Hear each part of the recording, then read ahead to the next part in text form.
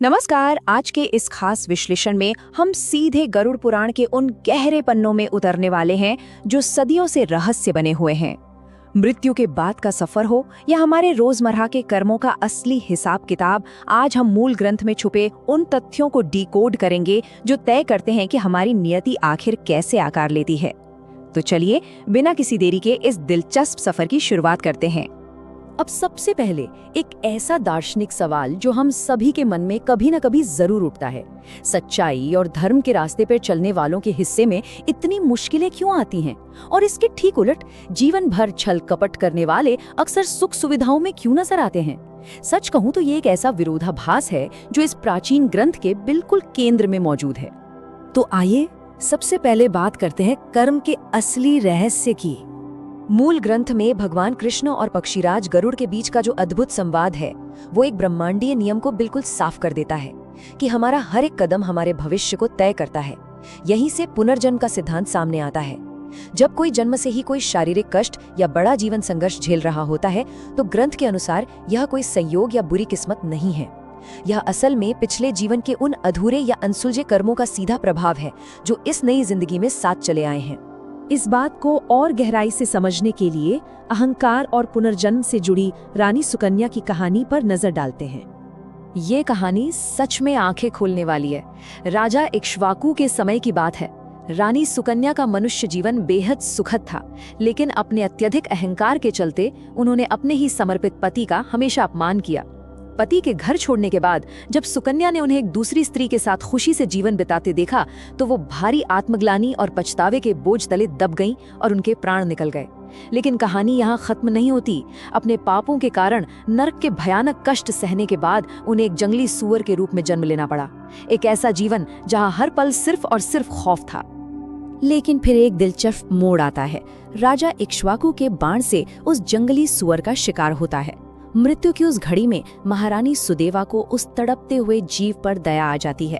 महारानी तुरंत अपने जीवन भर के संचित पुण्यों में से सिर्फ 1 वर्ष का पुण्य उस जीव को दान कर देती हैं। और यकीन मानिए, इस एक शुद्ध और निस्वार्थ कर्म का प्रभाव इतना शक्तिशाली था कि उस सुअर की आत्मा तुरंत मुक्त होकर सीधे विष्णु लोक पहुंच गई। ये हमें दिखाता है कि कैसे सच्ची करुणा पुराने से पुराने कर्म के चक्र को पलक झपकते तोड़ सकती है। अब हम उस बड़े सवाल की तरफ बढ़ते हैं जो गरुड़ देव ने पूछा था। आखिर कौन सा पाप कौन सा जन्म तय करता है?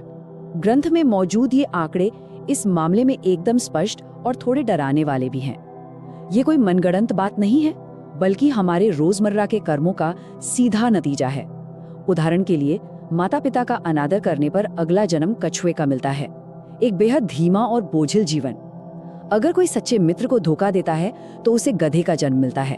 इसी तरह चोरी करने वालों को तोते का, गाली गलौज या कटु वचन बोलने वालों को बकरे का और छल कपट करने वालों को उल्लू का जन्म मिलता है, जहां जीवन सिर्फ एकांत और अंधेरे में कटता है। जरा सोचिए, हमारे आज के कर्म हमारे कल का रूप कैसे तय कर रहे हैं। यहीं से एक और दिलचस्प रहस्य सामने आता है, दोहरी सजा का रहस्य।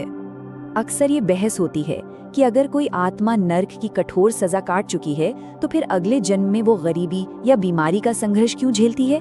देखिए, नर्क तो बस एक तुरंत मिलने वाली सजा है, बिल्कुल किसी बड़े अपराध के लिए फौरन मिलने वाले दंड की तरह। लेकिन जो कर्मों का विशाल कर्ज है, जो बैलेंस बच गया है, उसे तो अगले जन्म के संघर्षों के रूप में चुकाना ही पड़ेगा। इसे किसी तरह की दोहरी सजा मत समझिए। ये तो बस उस भारी भरकम कर्म कर्ज की बची हुई किश्तें चुकाने जैसा है। और इस कर्ज के साथ आते हैं हमारे संस्कार। जब हम क्रोध, लालच या स्वार्थ जैसे कर्म बार बार दोहराते हैं, तो वे आदतें हमारी आत्मा में इतनी गहराई तक बस जाती हैं कि नर्क की आग भी उन्हें धो नहीं पाती। यही आदतें फिर हमारे अगले जन्म में हमारे स्वाभाविक बर्ताव या संस्कार के रूप में उभरती हैं। यही कारण है कि कुछ लोग जन्म से ही बहुत ज्यादा क्रोधी या फिर बेहद दयालु स्वभाव के होते हैं। इससे भी एक स्तर ऊपर होते हैं कारण कर्म।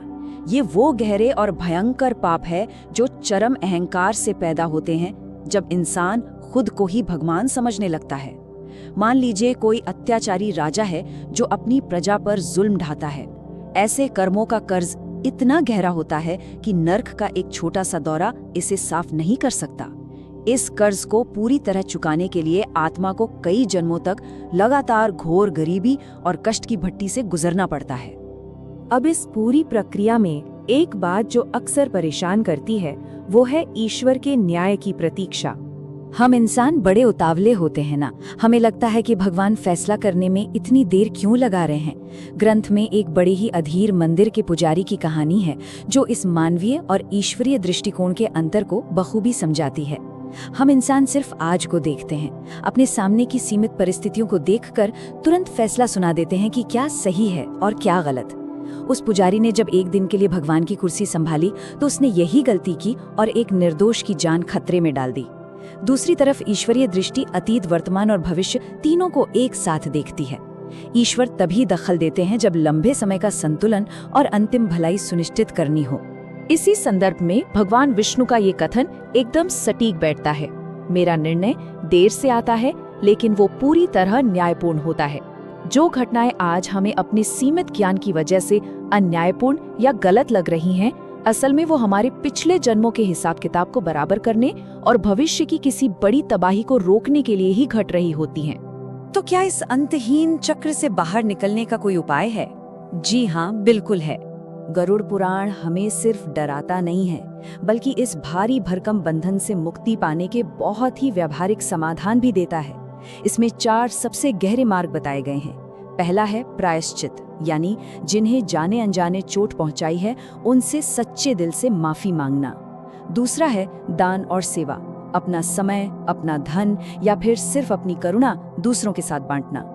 तीसरा है तपस्या, यहाँ इसका मतलब जंगलों में जाना नहीं है, बल्कि अपनी बुरी और जहरीली आदतों को सक्रिय रूप से बदलना है। और चौथा है नाम जप, हर हाल में और खासकर जीवन के अंतिम समय में खुद को उस परम शक्ति से जोड़े रखना। सच मानिए, ये 4 रास्ते हमारे कर्मों की पूरी दिशा को हमेशा के लिए बदल सकते हैं। तो आज के इस ज्ञानवर्धक विश्लेषण के अंत में हमारे सामने एक बहुत ही विचारोत्तेजक सवाल है। आज इसी पल हम अपने किस कर्म को सुधारने का संकल्प लेंगे? क्योंकि ये प्राचीन ज्ञान सिर्फ सुनने या किताबों में पढ़ने के लिए नहीं है, ये हमारे वर्तमान को बदलने की असली चाबी है। हम आज जो भी हैं, सिर्फ और सिर्फ अपने कर्मों की वजह से हैं। उम्मीद है कि इस विश्लेषण ने उन प्राचीन रहस्यों पर एक नई रोशनी डाली होगी। इस गहरे सफर का हिस्सा बनने के लिए बहुत बहुत धन्यवाद।